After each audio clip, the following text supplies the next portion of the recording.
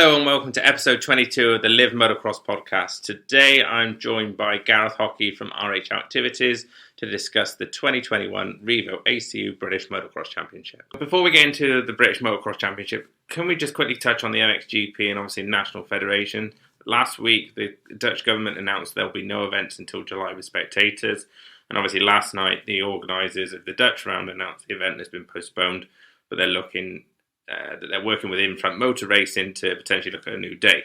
Can you see us getting racing anytime soon on the World Championship? In my discussion this morning with In-Front, I'm pretty sure Grand Prix will get going. I think the issue they have at the moment is every government in Europe is scared because they're going back into appears to be a third lockdown. As for national federations, I can't see that many will. I'm pretty sure France has now pulled theirs for the year, and I think probably Germany and I would probably think Holland will do the same. But unfortunately, that's Europe's issue, not ours in the UK. So. The main reason you're on the podcast today is to talk about the Revo ACU British Motocross Championship for 2021. We hear there's some exciting news you're going to tell us. Can you tell us a bit more then? Positive news is, again, after speaking with In-Front, the DCMS and several other parties, the good news from the UK's perspective and the Revo ACU British Championship is we will be starting on May the 1st. Then that will be at Cullum. Then we will go to Fox Hills on May 15, 16, and a week later into Ling. And after that, then we've been told we're pretty clear in June. There isn't expected to be any clashes with our calendar at that point. So we will do Canada Heights, BYC. A youth Revo British at Pontrilas, then over to Desert Martin. It's from then the calendar may get a little bit tricky, but from what we understand, our dates are reasonably safe. But I'll be working closely again with FIM and In-Front to make sure there's no clashes. So if there's a calendar tweak needed, it'll be August, September, but at the moment, we're going to have 6 rounds that will have been completed, from what I understand, with no impact on the Grand Prix season.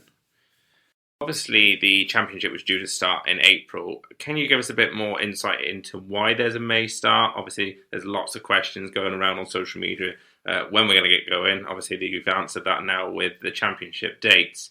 But why are we now going to have a May start? The reason we've delayed the start back to May is there's been a lot of discussion about practicing. I'll be quite honest, I'm a little bit frustrated with all the superstars that have gone and ridden everywhere and not complied with COVID. I don't think that is a good image for our sport. But that's their people's moral responsibility, and they have to face the consequences. Hopefully, if there are some to follow. But we now give the riders that have supported us a month to get out on the bike, get going. I know it's not ideal, but it's all we can really do, and that's come from feedback from the riders and the families. Some of the pro teams. Like I say, some of us have complied with the law and the rules, and some of us obviously don't think the law applies to us. Another thing that's on across social media quite a lot at the moment is elite sports status. A lot of riders questioning what it is, are they included?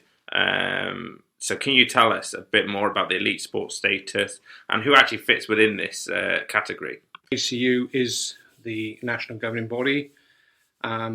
And that is the only place you can get elite sports status or pathway status letters from. And that is in consultation with RHL and the ACU. So if you think you're an auto rider and you should have an elite letter, unfortunately, it doesn't really work like that. And you've got quite a time to your first round. So there's plenty of time to you to ride your bike. Okay, so what is actually the plan then for the first 2 rounds regarding spectators? Obviously, currently the UK government is saying that spectators are not permitted at events until at least 17th of May. And obviously across social media at the moment, that is a big question we're seeing on the MXGB social media accounts, and quite a few people asking us directly at Live Motocross as well.